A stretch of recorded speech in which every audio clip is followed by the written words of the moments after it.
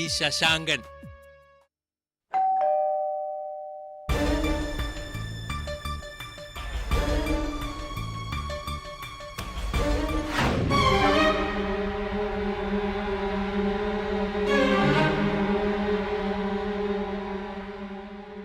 നിങ്ങളാണോ ശശാങ്കൻ?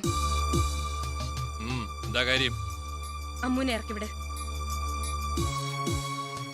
അത് പറയാൻ നിങ്ങളാരാ? ആണത്തം കാണിക്കലും വീമ്പിളക്കലും കൊച്ചു കുഞ്ഞുങ്ങളോടും പെണ്ണുങ്ങളോടും അല്ല വേണ്ടത്. മര്യാദയ്ക്ക് കുഞ്ഞിനെ ഇറക്കി വിടുന്നുണ്ടോ? അല്ലെങ്കിൽ നീ എന്ത് ചെയ്യും?